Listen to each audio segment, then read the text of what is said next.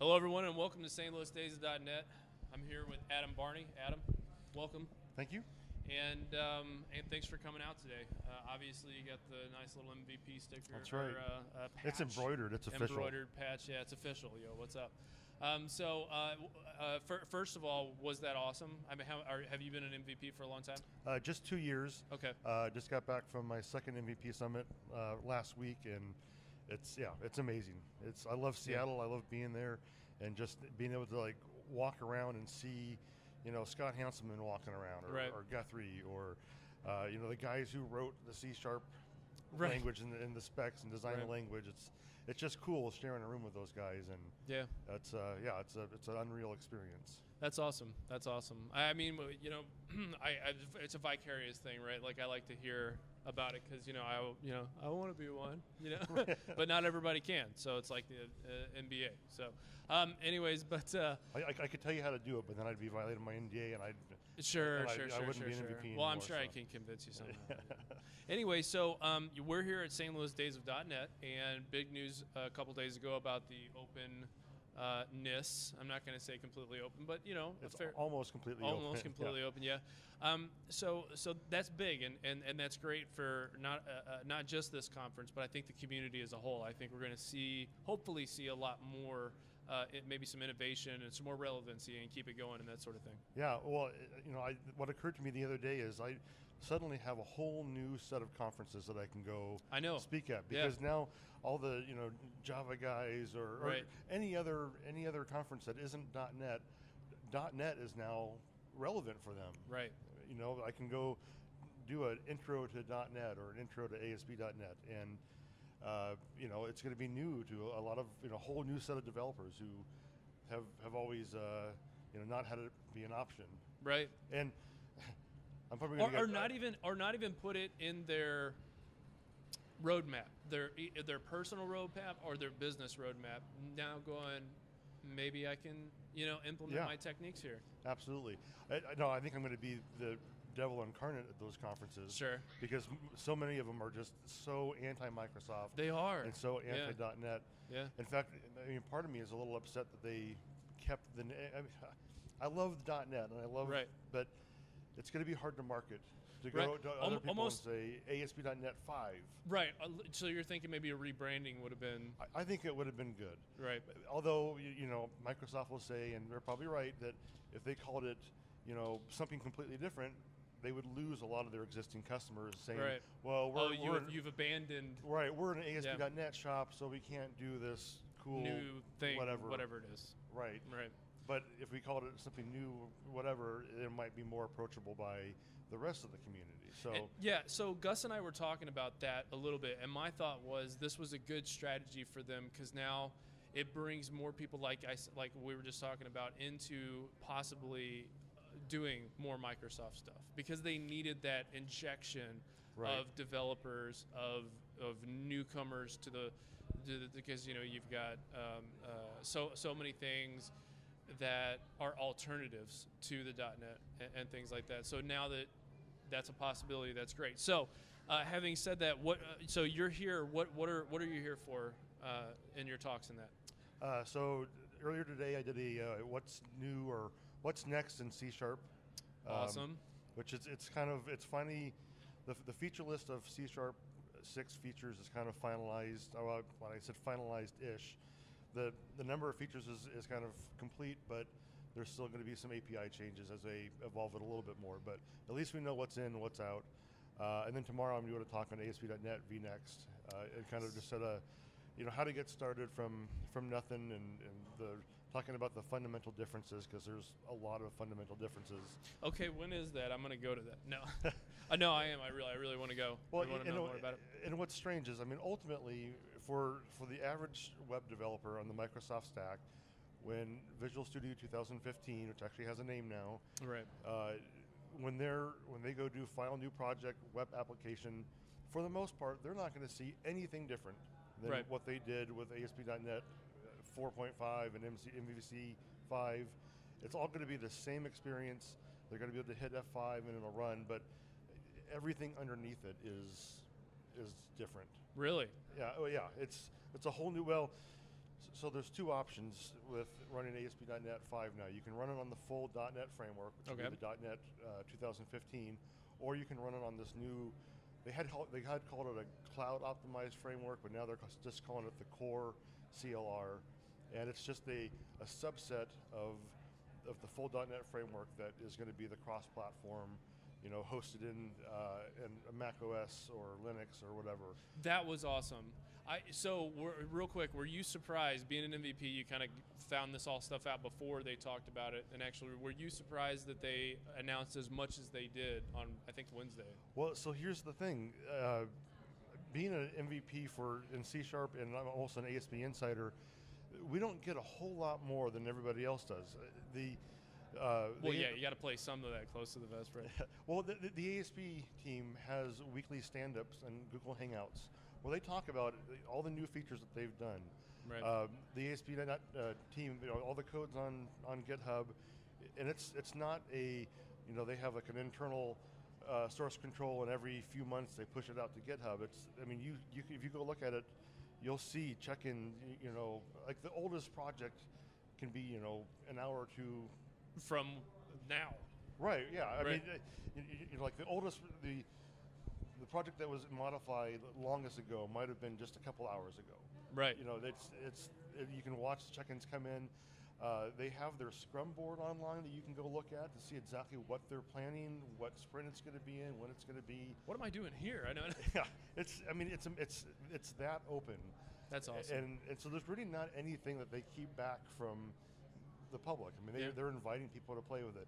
You just have to work a little bit harder at it if you're not an insider. Oh, no. You have to go out and There's watch things. A couple of things, yeah. Yeah, but you got to know a guy who knows a guy, sort of on the internet version of that. Right. Well, you just have to know that like the Jabber is a great SignalR based chat room thing, and the ASP.NET team hangs out on Jabber. And if I have a question about VNX, I'll go out there, and I did a workshop at HTC a couple months ago, and we encountered a problem, and I went out and I asked the question in the Jabber room during the workshop and got an answer from one of the ASP.NET team members. That's awesome. Like an hour later that solved the problem. So those guys are really listening and really taking the feedback and well, because they learn, and that's the best place, right? Is to go to a place where there is constructive back and forths, right? Right. Yep. So that's awesome. So what are some of the biggest, just off the top of your head, changes that you've that your talks about? In C# or ASP.NET? I don't know. Give me both. I'm feeling lucky. Okay. So with C#, every version of C# so far has been accompanied by a major new language feature. Okay. C#6 has very few language changes. I mean, there's a few nice syntactic sugar type changes. The big difference in C#6 is that the compiler is Roslyn. Well, right. It's not Roslyn anymore. It's the .NET compiler platform. Gotcha. But that's the big new feature. They rewrote the compiler from the ground up. The previous compiler was written in 1998 in C++. Right. And I like to ask everyone who comes to my session, who has code that they wrote in 1998 that's still in production and that's easy to maintain and go make changes to, and nobody. I mean, it's right. I mean, that's 16 years old. That's insane. That's old, crufty code. Right. And it made new language features really hard to put in. So Roslyn is the new big thing in C#6, and as a result, they've kind of gone through all the language features that have been asked for in the past that they've said that's a great idea and it should be really easy, but it's not because it's this old crufty code base. They're going through those and they've added a whole bunch of those language features in. I think my favorite one is the null. I was going to ask, so tell me. Let's geek it out. Come on. The null propagation operator is what they call it. It's a question mark followed by a dot, and so here's the pain point that this solves. If you have a customer or an order that has a customer that has an address and you want to get the zip code, right, and any of those things might be null, what you've had to do before, you had two bad choices to make. You could either do if customer does not equal null, or if order does not equal null and order.customer does not equal null, and order.customer.address does not equal null, and order.customer.address.zipcode does not equal null, then you can return order.customer.address.zipcode to string or whatever. Right. Or you could have 4 different if statements, and if order is null, then return null, and then it's 2 bad decisions that you have to pick. You have to pick from. Well, now with the question mark dot operator, what it'll do is it'll look at the left-hand side of that expression, and if it's null, it will just short circuit and return null. Otherwise, it'll go on and then access the member to the right-hand side. Wow. So that whole thing would be written order question mark dot customer question mark dot address question mark dot zip code, and if any of those things are null along the way, it'll short circuit and return null, and then you don't have to do all the null checking. It'll just, that's built into the language now. I love that. It's awesome.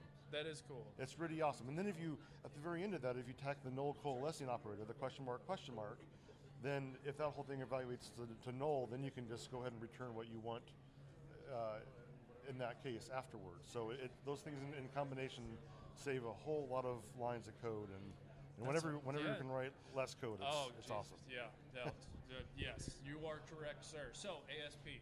ASP.NET, a whole new CLR.